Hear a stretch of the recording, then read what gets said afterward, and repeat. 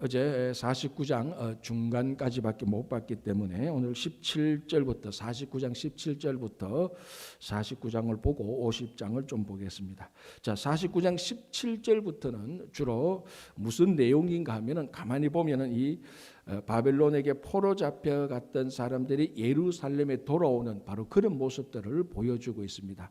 그러니까 지금 이사야 선지자가 40장부터 이사야가 1장에서 39장 전반부, 40장부터 66장까지 후반부. 그래서 39장은 주로입니다. 심판하는 내용. 물론 그 안에도 회복의 약속이 있지만 대부분은 심판하는 내용입니다. 그러나 40장부터 66장까지는 주로 회복하는 내용입니다. 물론 이 안에도 심판하는 내용들이 있습니다. 그러나 주로 전반부는 심판, 후반부는 회복입니다. 그런데 이 회복 가운데 이 회복의 바로 상황이 어디에서 회복인가, 무엇 때문에 회복해야 되는가, 그게 이제 나중에 그래 이스라엘 선지자 당시가 아니고 나중에 이스라엘 백성들이 그 유다가 죄를 짓고 바벨론에게 포로 잡혀가서 그 포로에서 회복되는 그 상황을 미리 이제 예언하는 겁니다. 그때 이제 오늘 이제 49장 17절부터는 그 예루살렘에서 바벨론에서 예루살렘으로 돌아오는 그 바벨론 귀환하는 바로 그 상황을 이 이사야 선지자가 하나님께서 주신 비전을 가지고 우리들에게 얘기해 주는 겁니다. 자, 한번 17절 볼게요. 너의 자녀들은 빨리 걸으며 너를 헐며 너를 황폐하게 하던 자들은 너를 떠나가리라. 사실은 17절은 두 개를 말하고 있습니다. 너의 자녀들은 빨리 걸으며, 이게 이제 바벨론에서 빨리 걸어오며, 그리고 왔을 때에 그 예루살렘 그 유다 땅에 있어 유다 백성들을 괴롭히던 이 사람들은 또 오히려 떠나가고, 그러니까 바벨론으로 포로 잡혀갔을 때 예루살렘이 텅 비었는, 아무도 없는 것은 아닙니다. 거기에 또 남은 사람들이 있었습니다. 뭐 이제 그러다 보니까 이방인도 들어오기도 하고 여러 가지 이런 사람들이 있겠죠. 이제 이 사람들이 쉽게 말하자면은 한 70여 년 동안 텃세를 했습니다. 이제 이 땅은 우리 땅이다. 그런데 바벨론에서 귀환하고 오니까 이제 이게 갈등이 되잖아요. 예를 들어서 예루살렘의 어느 마을에 뭐 몇 번지에, 어느 스트리트 몇 번지에 원래 주인이 바벨론으로 포로 잡혀갔는데 다시 돌아옵니다. 그러니까 여기 보니까 그 사이에 텅 비었던 집에 누가 와서 살고 있습니다. 이거 얼마나 갈등이 되겠습니까? 엄청난 갈등이 될 거죠. 그런 이제 이런 갈등들 속에서 원주인이 왔을 때 이 사람들이 오히려 원주인을 쫓아내려고 하는 뭐 이런 갈등이 있죠. 17절에 바로 그런 사람들도 떠나갈 것이며, 그렇게 간단하게 말하고 18절 너의 눈을 들어 사방을 보라 그들이 다 모여 너에게로 오니라. 그러니까 17절 18절에 두 가지를 말하죠. 첫 번째는 바벨론으로 포로 잡혔던 사람들이 이제 돌아온다. 근데 여기 보니까 빨리 돌아온다. 그리고 사방에서 모여든다. 이 말은 뭐 동서남북 이런 말도 되겠지만은 완전히 그러니까 이 예루살렘에 완전히 온전하게 이 예루살렘을 채운다라는 그런 말이 되는 것입니다. 몇 명만 딱 와가지고 예루살렘에 와서 그 자리를 채우는 게 아니고 사방에서 모여와서 채우는 것처럼, 물론 이 사람들은 방향을 보면은 동쪽 북쪽이죠. 동북쪽이죠. 그 동북쪽에서 오는 거죠. 왜? 바벨론이 가나안의 동북쪽에 있으니까. 그러니까 이게 사방에서 사람들이 빨리 예루살렘으로 모여든다. 바벨론 귀환을 말하는 거고, 이 모여들었을 때 제가 조금 전에 말씀드린 것처럼 여기서 이 유다 백성들을 괴롭히고 힘들게 하던 이 사람들은 오히려 이제 그 자리를 떠나게 된다라고 말을 합니다. 자, 이런 일들이 지금 우리가 이사야서를 보고 이사야서가 보는 비전을 말하고 있지만, 성경은 창세기부터 말라기까지 이 성경이 시대 순으로 이렇게 기록된 게 아닙니다. 그냥 창세기 출애굽, 물론 창세기는 제일 먼저 시대 순으로 기록을 되었죠. 그렇지만 나중에 이제 사사기, 룻기까지 괜찮은 사사기, 사무엘 상하, 역대 상하, 이제 여기서부터 사무엘상하, 열왕기상하, 역대상하, 여기서부터 이제 성경 기록의 순서가 뒤죽박죽이 되는 것입니다. 자, 우리가 이 앞에 보면은 에스라, 느헤미야가 있었습니다. 그렇죠? 이사야서보다 에스라 느헤미야가 있었죠. 에스라 느헤미야에 일어났던 상황이 먼저입니까? 이사야서에서 일어났던 상황이 먼저입니까? 이사야에서 일어났던 상황이 훨씬 먼저죠. 이사야는 왜냐하면 아직 망하기 전이니까. 그런데 에스라 느헤미야는 어땠습니까? 망했다가 돌아온 걸 기록하고 있습니다. 그죠? 자, 그런데 이 에스라 느헤미야가 훨씬 더 앞에 있어요.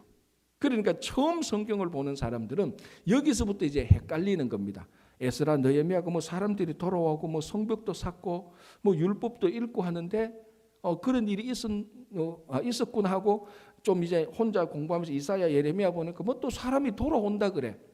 우리가 보통 책을 읽을 때는 연대기 순으로 있습니다. 그죠? 먼저 일어났던 순간부터 과거로부터 쭉 현재 미래로 가는데 성경은 이제 사무엘상하 끝나고 난 다음에는 시대가 열왕기상하 역대상하는 왕의 역사들을 다 이제 기록하면서부터 이렇게 되고 난 다음에 선지서로 또 들어오면은 선지서는 그 열왕기상하 역대상하에 있었던 그 중간중간의 사건들을 보여줍니다. 그러니까 시대가 안 맞는 것입니다. 시대 순으로 되어 있지 않습니다. 그러니까 오늘 이 이사야 선지자가 바라본 비전, 예루살렘으로 다시 돌아오는 바벨론으로 돌아오는 그 역사적인 사실들은 이미 우리가 앞에서 성경을 통해서 보았습니다.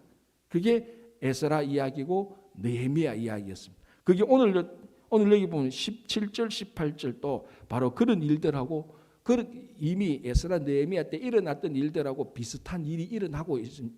그 비슷한 일들을 지금 이사야 선지자가 비전으로 말하고 있습니다. 자, 특별히 느헤미야 때 보십시오. 느헤미야가 성벽을 쌓으려고 돌아왔죠. 느헤미야가 어떤 사람입니까? 그 페르시아 왕의 술 맡은 사람입니다. 그러니까 이 굉장히 중요한 사람이죠. 여기 하나니라는 사람이 예루살렘의 성벽이 다 무너져서 지금 뭐 성전도 위태로울 지경이다. 그런 보고를 받고 느헤미야가 일단의 그룹들과 함께 바벨론에서 예루살렘으로 돌아옵니다. 그 돌아온 목적은 성벽을 쌓으려고 하는 거죠. 성전이 있고 성벽이 흐렸으니까 성벽을 쌓는 거. 이게 굉장히 중요한 일인데 성벽을 쌓으려고 왔는데 이게 성벽 쌓는 일이 순전하게 잘 진행된 게 아니지 않습니까? 우리가 잘 아는 산발락과 도비아 같은 사람들이 계속해서 방해하고 거짓 소문 퍼뜨리고 선동하고 이렇게 해서 그 느헤미야가 굉장히 힘들었습니다. 그런 가운데 하나님의 도우심으로 성벽을 기적같이 성벽을 세우기는 세우지만은 바로 그때에 느헤미야가 돌아오고 막 이렇게 했을 때 그리고 에스라가 돌아왔을 때는 이 예루살렘에 있었던 사람들이 신앙생활이 훨씬 더 엉망이었습니다. 그래서 이 사람들을 또 다시 율법으로 그 사람들을 다시 고치고 세우고 회복하고 느헤미야가 돌아왔을 때 방해하는 사람들 이 사람들하고 갈등이 굉장히 많았습니다. 그래서 오늘 17절을 보면 바로 그런 이야기를 하고 있습니다. 자, 다시 볼게요. 너희의 자녀들은 빨리 걸으며 너를 헐며 너를 황폐하게 하던 자들.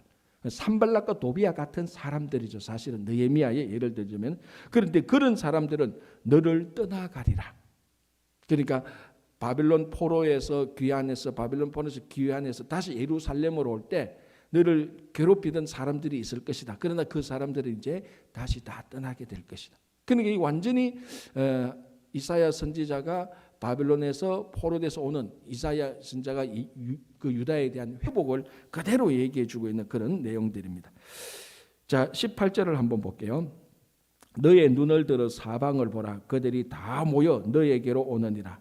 여호와가 이르노라. 내가 나의 삶으로 맹세하노니 너가 반드시 그 모든 무리를 장식처럼 몸에 차며 그것을 띠기를 신부처럼 할 것이라.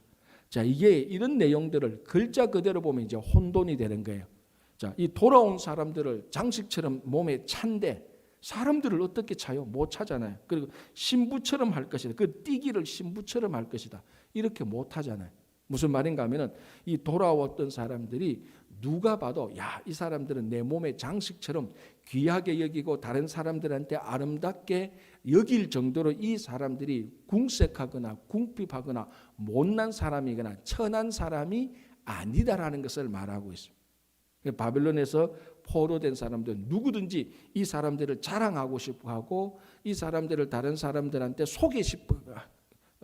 그러니까 소개 싶어하는 그런 사람들이 될 것이다라고 말합니다. 그 신부처럼 소개하고 그 아름다운 장식처럼 차게 하고 그러니까 하나님께서 그 돌아온 사람들을 돌아오게 하고 돌아온 땅에서도 뭡니까? 아름답고 풍성하게 살도록 해주신다는 것입니다.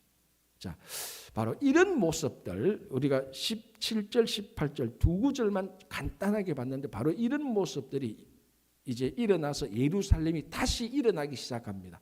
예루살렘이 패망했다가 멸망했다가 다시 성전이 세워지고 사람들이 다시 모여들고 그곳에서 또 자기들의 그 성전 중심으로 사람들이 집을 짓고 살면서 예루살렘이 다시 일어나게 되는 것입니다. 그래서 이것을 어떤 사람은 예루살렘의 부흥 이렇게 이름을 붙였습니다. 이것이 오늘날 바로 교회의 모습의 비전으로 보면은 딱 좋은 말씀입니다. 하나님께서 예루살렘을 한때는 황폐했던 예루살렘을 다시 사방에서 사람들을 불러 모아서 다시 일으키고 다시 세우는 것처럼 하나님께서 시대적으로 역사적으로 황폐했던 교회들을 하나님께서 다시 하나님의 교회를 예루살렘 성을 회복시키듯이 교회를 회복시켜 주실 것이다라는 이 비전으로 우리가 받으면은 정말로 굉장히 은혜로운 것이죠. 그리고 우리가 과거의 사건들을 우리는 과거의 사건들 하나님께서 역사하셨던 그 사건들을 오늘날 우리가 묵상하고 또다시 우리들에게 일어날 것이라는 것을 비전으로 받아들이는 겁니다. 그게 특별히 선지서에서 우리들에게 주시는 말씀을 우리가 잘 우리 삶에 적용하는 것이죠. 자, 계속해서 비슷한 내용인데 19절 한번 볼게요. 49장 19절. 이는 너가 황폐하고 적막한 곳들과 너의 파멸을 당하였던 땅이, 자, 이게 예루살렘을 말하는 거죠.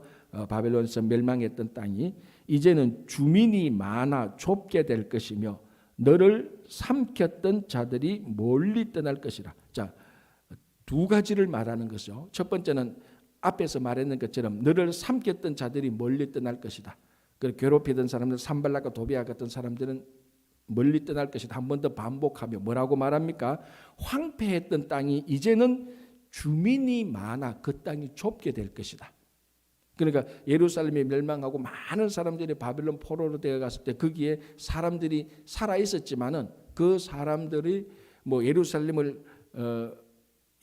다 차지하고 빽빽하게 뭐 그 도시가 뭐라 그럽니까 성장하고 이런 도시로 살고 있었던 것이 아니죠. 황폐했던 곳에 사람들이 이렇게 살고 있었습니다. 그러나 바벨론에서 포로되었던 사람들이 다시 돌아왔을 때에 그곳에 이제 성전이 다시 세워지고 성벽이 다시 세워지고 사람들의 일상생활이 다시 회복되고 사람들이 비즈니스가 시작되고 그 자녀들은 거기서 하나님의 말씀을 배우고 어린 자녀들은 밖에 나가서 뛰놀고 어머니는 집안일을 하고 아버지는 나가서 일을 하고 그러니까 사람들이 예루살렘에 모이니까 그 황폐했던 땅에 사람들이 모여 사니까 그 땅이 이제는 비좁아질 것이다 라는 것을 얘기하고 있는 것입니다.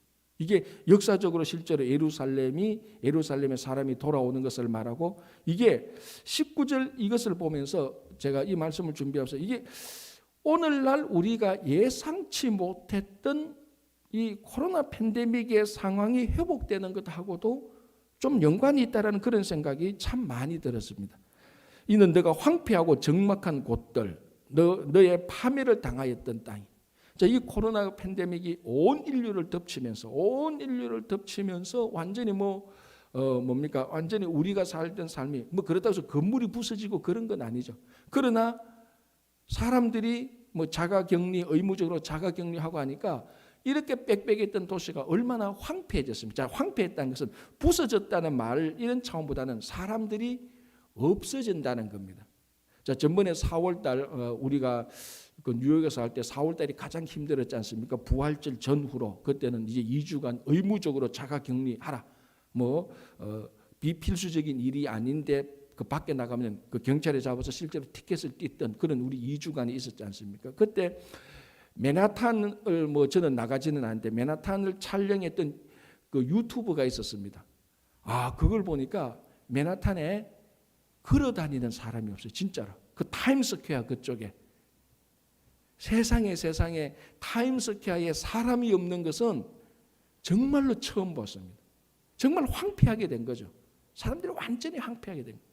지금도 다시 재확산한다니까 또다시 황폐되는 그런 분위기로 돌아가고 있는 것입니다. 그런데 하나님께서 예루살렘을 부흥시키고 회복시켜질 때 그 땅이 오히려 더 비좁게 될 것이다라고 말을 하고 있습니다.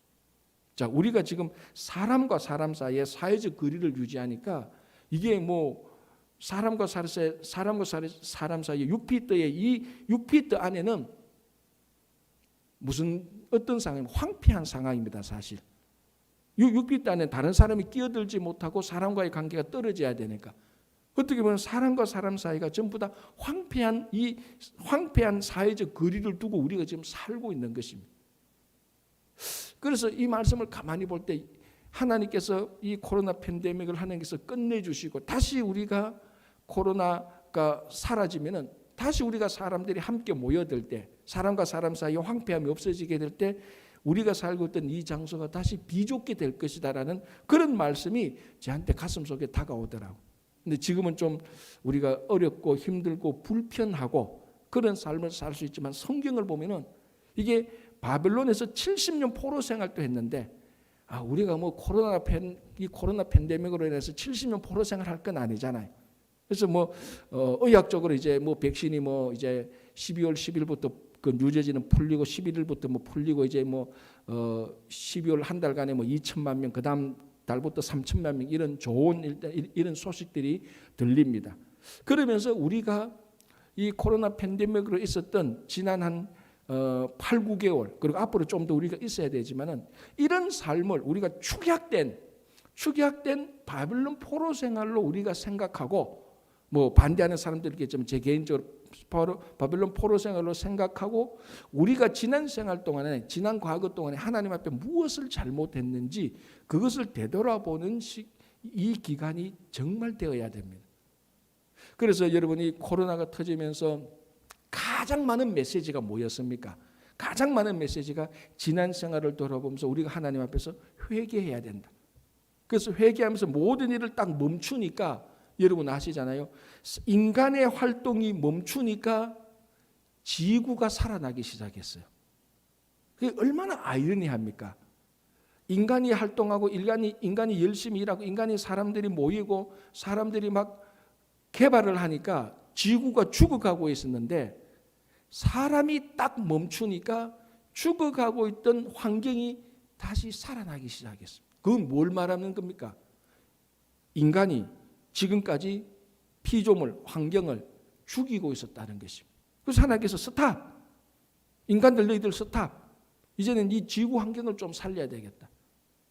자, 여러분 우리가 나중에 저 예레미야나 이쪽에도 가보면 말라기 이쪽에도 가보면은 이스라엘 백성들, 유다 백성들이 바벨론으로 포로 잡혀가게 된 중요한 이유 중에 하나가 구체적인 중요한 이유 중에 하나가 무엇이었는가 하면요.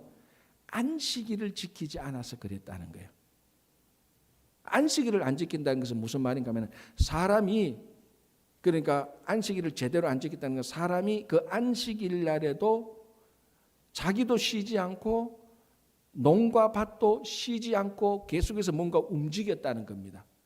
그래서 하나님께서 그 안식일을 제대로 지키지 않았기 때문에 그러니까 그걸 정확히 숫자적으로 계산해서 그런 건 아니지만 하나님께서 안식일을 지키지 않았던 것을 계산해서 70년 동안 바벨론 포로로 넘겨서 강제적으로 안식일을 지키고 있습니다.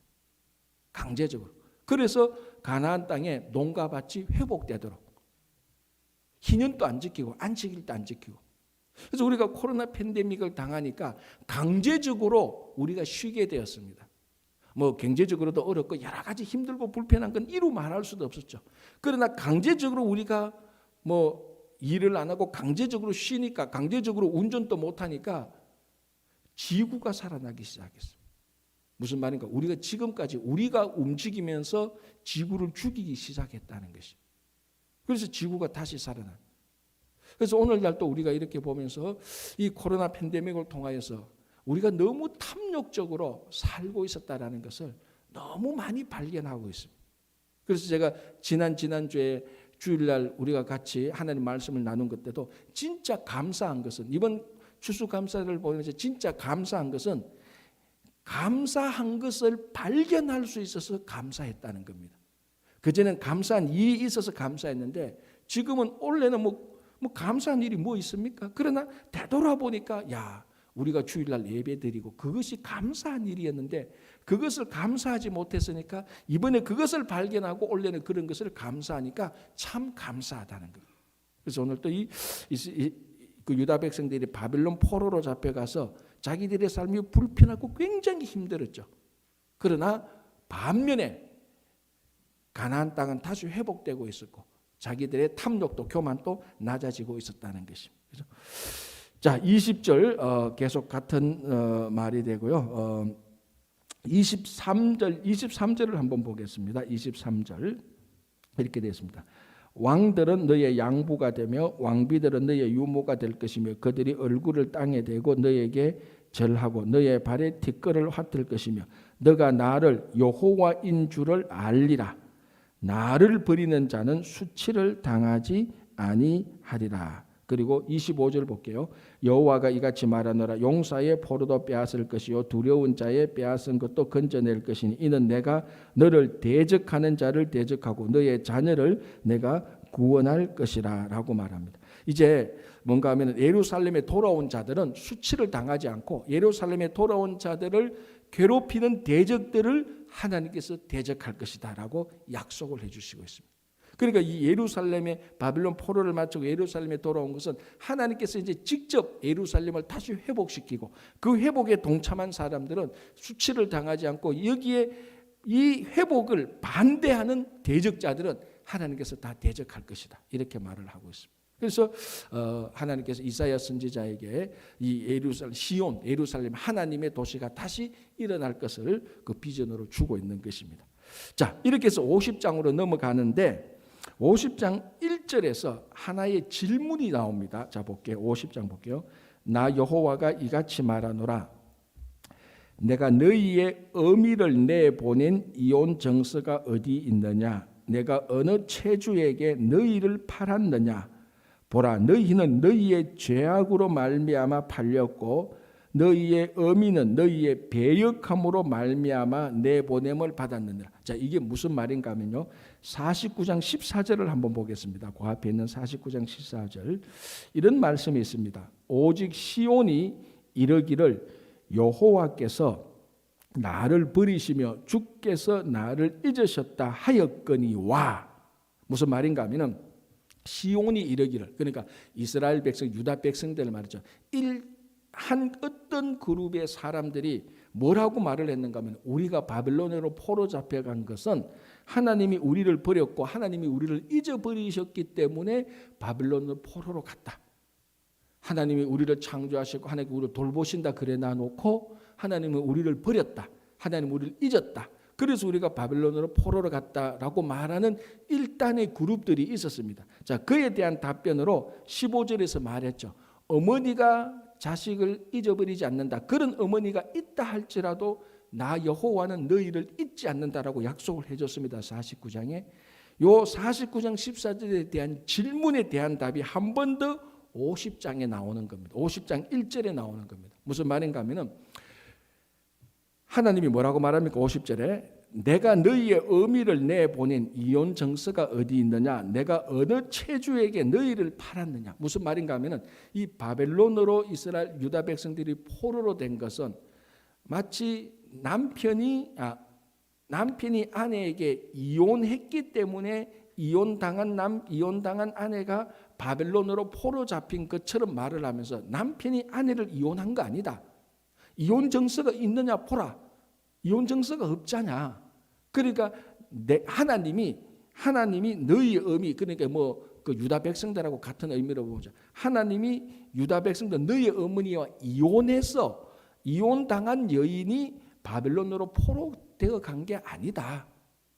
뭡니까? 하나님께서 버려서 유다가 바벨론에 포로된 게 아니라는 겁니다.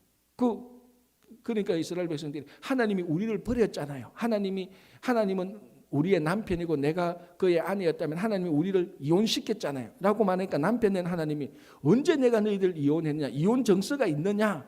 하니까 이 아내 된 이스라엘 백성들이 할 말이 없는 거예요. 왜? 남편 된 하나님이 이스라엘 백성들, 아내 된 이스라엘 백성들을 이혼했기 때문에 바빌론으로 포로 잡혀간 게 아니라는 겁니다. 똑같은 맥락으로 하나님께서 하나님께서 이스라엘 백성들을 che주에게 팔았기 때문에 이스라엘 백성들이 유다 백성들이 바빌론으로 포로된 거냐? 그것도 아니라는 겁니다. 그러면은 왜 유다 백성이 바빌론으로 포로됐습니까? 이제 거기서 말하죠. 너희는 너희의 죄악으로 말미암아 팔렸고 너희의 어미는 너희의 배역함으로 말미암아 내보냄을 받았느니라. 그러니까 쉽게 말하자면 이거예요. 사실 이렇게 이제 이사야 선지자가 이렇게 말한 것을 제가 설명을 하다 보니까 길어졌는데 쉽게 말하자면은 유다 백성들이 바빌론으로 포로 잡혀간 것은 심판받고 벌받은 것은 하나님이 너희들을 긍휼히 여기지 않았어도 아니고 하나님이 너희를 잊어버렸어도 아니고 하나님이 너희를 버렸어도 아니다. 전적으로 유다 백성들이 잘못이다. 근데 자기들이 죄를 지어놓고 왜 이런 거 있잖아요. 좀 표현이 좀 그런가 하면 우리 가끔 교통사고 보면은 상대방 과실이 누구 봐도 100%인데 누구 봐도 나는 가만히 있는데 자기가 빨간 신호등 무시하고 와서 내 차를 꽉 박았는데 이 사람이 내한테 막 덮어 씌우는 거예요. 덮어 씌우면서 하는 말이 뭡니까? 네가 왜 거기 있었냐는 겁니다. 네가 거기 없었으면 내가 뭘 해도 사고 안 났을 텐데 네가 거기 있었기 때문에 당신도 과실이 있다. 죄를 내한테 덮어 씌우려고 하는 그런 뭡니까? 양심의 가책이 없는 사람들이 말하는 것처럼 이스라엘 백성들이 말하는 겁니다. 하나님 우리를 돌보아 준다 그랬지 않습니까? 하나님 우리를 자녀로 삼지 않았습니까? 하나님은 남편이고 우리를 아내라면 우리를 평생 같이 살기로 했지 않습니까? 그런데 왜 우리를 바빌론으로 보냅니까? 이렇게 말했는가하고 똑같습니다. 하나님 우리를 잊지 않는다고 말했잖아요. 그런데 하나님은 말합니다. 나는 너희들을 한 번도 버린 적이 없었다. 쉽게 말하면 너희가 죄를 지어서 나간 것이지 한 번도 너희를 버린 적이 없었다. 자, 그래 놓고 여기 한번 보십시오. 2절을 한번 보시기 바랍니다. 하나님께서 한 번 더 말씀하십니다. 내가 왔어도 사람이 없었으며, 하나님이 왔어도 유다 사람이 없었으며, 내가 불러도 대답하는 자가 없었으면 어찌 됨이냐? 그래서 내가 너희들을 찾으려고 왔는데도 너희들은 다 도망가 버렸고, 내가 너희들을 불러도 한 명도 대답하지 않았다. 오늘날 어떻게 보면요, 이게 지금 먼 옛날 바벨론으로 포로 잡혀간 이스라엘 그 유다 백성의 이야기지만 오늘날 우리하고도 똑같습니다. 하나님께서 내 인생이 왜 이 모양 이 꼴이 되었습니까? 라고 말할 때 하나님 말합니다. 그래서 내가 너를 계속해서 불렀잖아. 계속해서 불렀잖아. 언제 불렀습니까? 라고 말하면 야, 너희들이 예배 드릴 때 설교할 때 계속해서 너를 불렀고 그 찬양할 때 찬송과 가사를 통해서 너희들 계속 불렀고 너희들 그 김집사 이집사 니한테서 그때서 우리 같이 기도하자 예배 드리자고 얼마나 말을 많이 했냐. 계속 불렀잖아.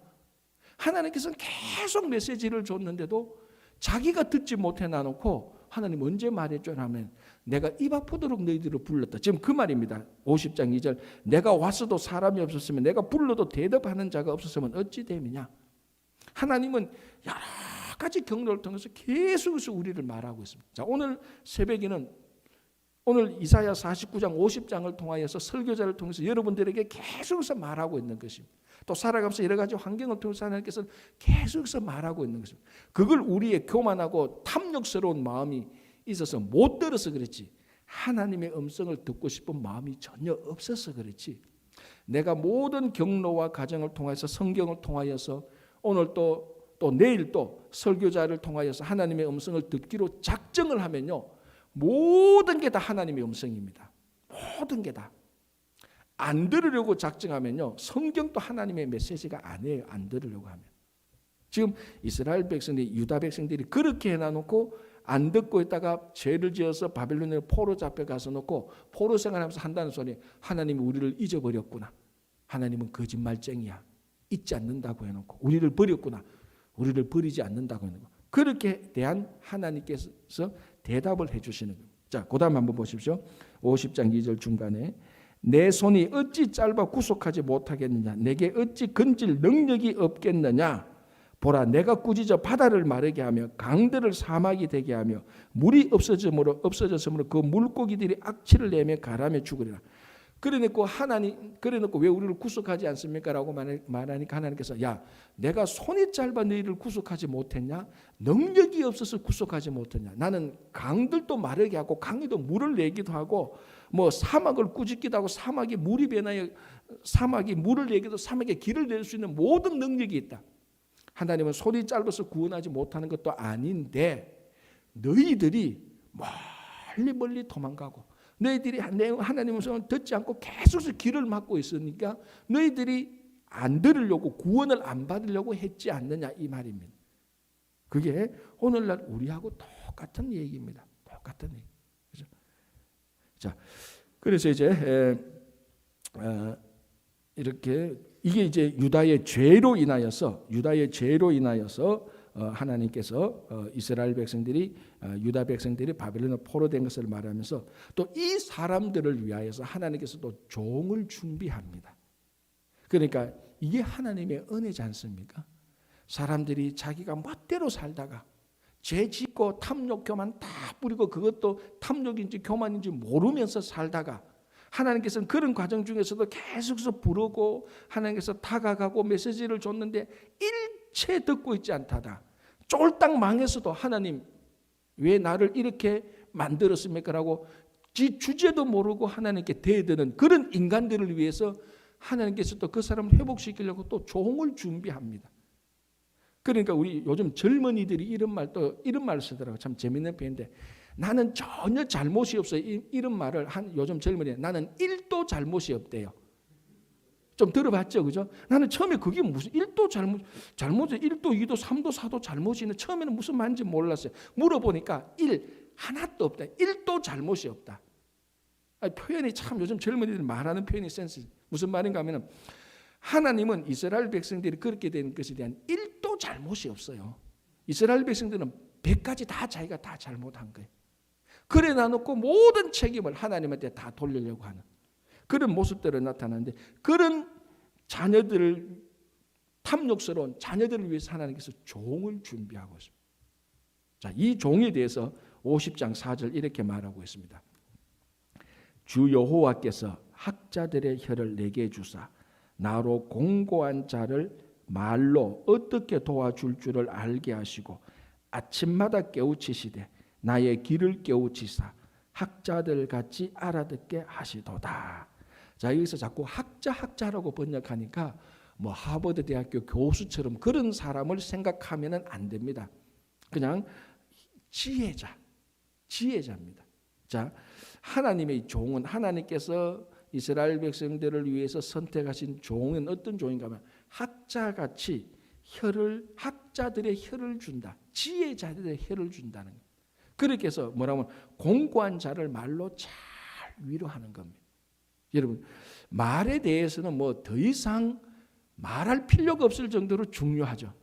우리가 앞에서 잠언 봤을 때도 그랬지만 성경은 천지를 하나님의 말씀으로 창조하신 것에서부터 우리가 뭘 알 수 있는가 하면 말에는 무궁무진한 능력이 있다는 것입니다. 천지를 창조할 하나님의 능력이 말에서 나왔으니. 그런데 오늘도 여기 보니까 하나님의 종이 어떤 종인가 하면은 지혜자의 혀를 줘서 사람들을 공고하게 빠진 어려움에 빠진 사람들을 말로 살려내는 겁니다. 자, 여기서 우리 주변에 보면은 말을 잘하는 사람이 있습니다. 그런 말을 하는 게 그런 사람들을 말하는 게 아니에요. 어떤 사람은 말은 참 잘합니다. 그런데 그 사람들의 인격과 진실을 보면은 너무너무 말만 잘하는 사람. 지금 그런 사람들이 아니고 이 말로 사람을 세워주고 위로하고 격려하고 그 말로 이 사람에게 비전을 주는, 그러니까 이 말이 그 사람의 진심이 드러나는 거죠. 그래서 정말 우리가 주님의 일을 하는 모든 종들, 우리 삶의 중에 모든 직분자들은요 따질 것 없이 말을 잘해야 됩니다. 뭐 그렇다고 해서 웅변 학원에 가서 연설을 배우라 그런 말 절대로 안 합니다. 말을 더듬어도 말을 잘하는 사람이 있어요. 무슨 말인지 알겠죠? 말을 줄줄줄 어떤 아나운서처럼 말을 줄줄줄 잘하는 그런 말이 아니라는 겁니다. 말의 내용이 무엇이냐는 겁니다. 이 사람을 세워주고 격려하는 말의 내용인지, 초치는 말을 하는 건지, 무슨 일을 딱 생기면 무조건 안 돼부터 시작하고 말하는 사람이 있어요. 한참 비전을 가지고 얘기하는데 그거 안 돼 부터 이제 자기부터 시작하는, 자기도 몰라요. 안 돼라는 말을 하는지 자기도 몰라. 버릇이 돼가지고.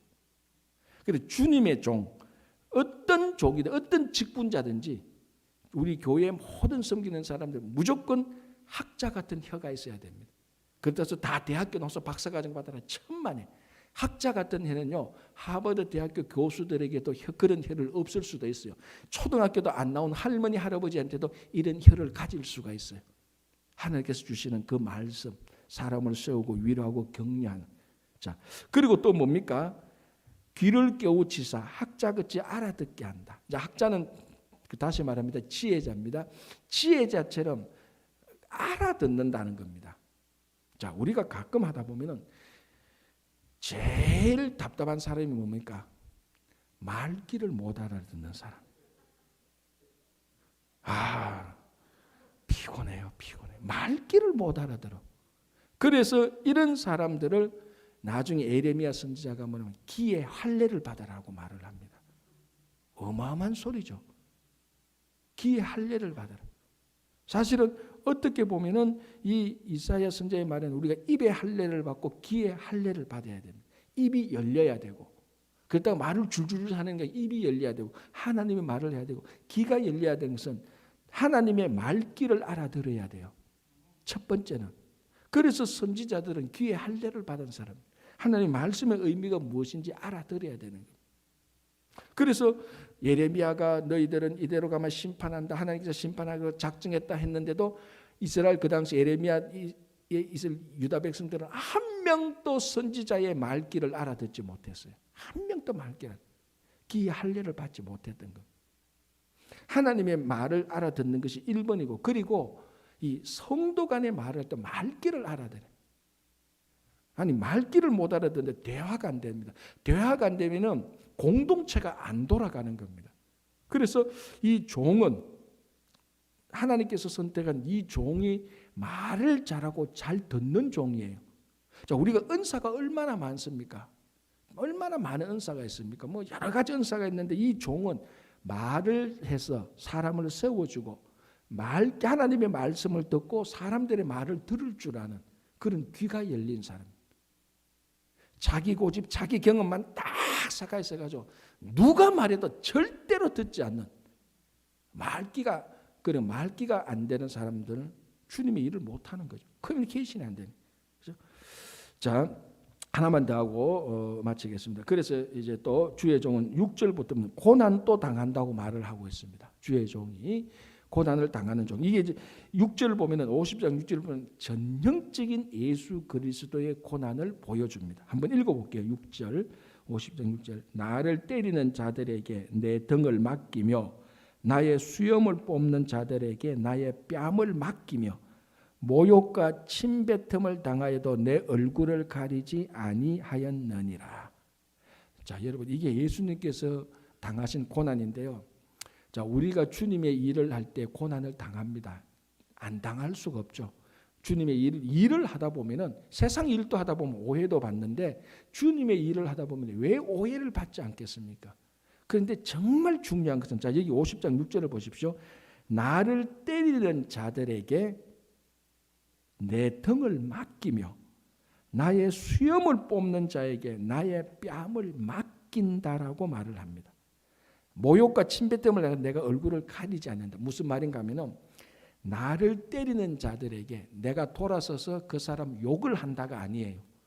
내 수염을 뽑는 자들에게 내가 주먹으로 한 대 친다, 그 말이 아닙니다.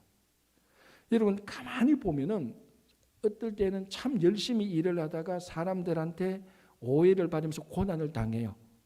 그때는 어떻게 해야 됩니까? 묵묵히 있어야 돼요. 내가 수치를 내가 주님의 일을 순수하게 했는데 여러 가지 일들로 인하여서 오해를 당하고 무시를 당했다. 그때의 결정적인 신앙의 성숙과 안성숙이 표가 납니다. 안성숙은 뭡니까? 주님의 일을 하다가 고난을 당했는데, 수치를 당했는데, 오해를 당했는데 단박에 보복하는 사람. 그 사람은 지금까지 주님의 일을 하고 수치를 당했는 것을 한순간에 단박에 다 무너뜨리는 겁니다. 우리가 주님의 일을 당하면서 수치를 당한다는 것은 오해와 무시를 당하는 것을 그냥 그대로 가만히 있는 거예요. 그래서 뭡니까? 내 수염을 뽑는 자들에게 뺨을 그냥 맡긴다 그러죠. 그게 수치를 당하는 것이지 욕 한 번 얻어먹고 오해 한 번 받았다고 해서 당장 그 다음날 전화통 불나도록 대번 공격하는 거, 그건 수치를 당한 게 아니고 그건 보복하고 원수 갚는 겁니다. 그러니까 우리가 좀 이런 표현이 이상할지 모르겠지만 새벽에 나오신 분들이니까 성도는요, 수치도 제대로 받는 법을 알아야 돼요. 수치를 제대로 당하는 법을 알아야 돼요. 수치를 당했을 때 절대로 보복하거나 공격하거나 그걸 다시 갚아주기 위해서 음모를 꾸미지 마십시오. 그건 사탄의 함정에 그대로 빠지는 겁니다. 그래서 고난 당한 자. 자, 그러니까 어떻게 말합니까? 7절 보십시오. 주 여호와께서 나를 도우심으로 내가 부끄러워하지 아니하여 하고 내 얼굴을 부싯돌같이 굳게 하였으므로 내가 수치를 당하지 아니할 줄 아노라.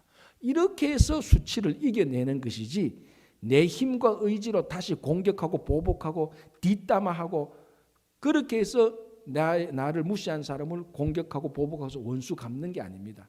하나님께서 도와주심으로 내가 부끄러워하지 아니하고 그 일을 당했을 때 주님의 일을 할 때 진짜 고난을 당했을 때 하나님께서 다 알고 계시는구나. 거기서부터 밀려오는 그 위로에서 수치도 극복하는 것이지 거기서 그걸 포기하고 다시 보복하고 원수 갚는 것은 다 지금까지 했던 걸 다 무너뜨리는 거예요. 이게 주님의 종입니다. 이 일이 전형적으로 예수님의 십자가에서 이루어진 것입니다. 우리가 주님의 일을 할 때 어렵고 힘들 때 모든 해답은 십자가에 다 있습니다. 십자가를 보고 묵상하고 짊어지고 가면 하나님의 무한한 위로와 하나님의 무한한 복이 여러분들과 함께 할 것입니다. 기도하겠습니다. 하나님 아버지 감사합니다.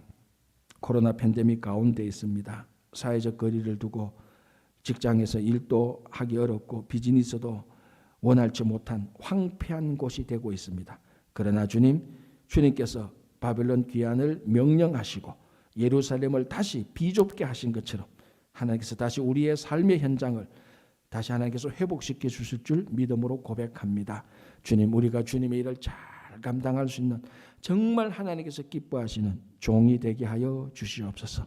우리들에게 지혜자의 혀를 주시고 지혜자의 귀를 주셔서 하나님의 말씀을 전하고 하나님의 말씀을 알아듣고 사람들을 세우고 사람들과 잘 교통할 수 있도록 도와주시옵소서. 내일 거룩하고 복된 주일입니다. 복 주시고 올 12월 연말까지 주님께서 끝까지 우리들을 또 인도해 주시옵소서. 우리 가운데 김영환 장로님 연약한 가운데 있습니다. 하나님께서 고쳐주시고 낫게 해주시고 회복시켜 주시고 그 외에 힘들고 어려운 시기를 보내고 있는 분들도 있습니다. 주님께서 이 시간 또 찾아가셔서 그들을 고쳐주시옵소서. 감사하오며 예수님 이름으로 기도합니다. 아멘.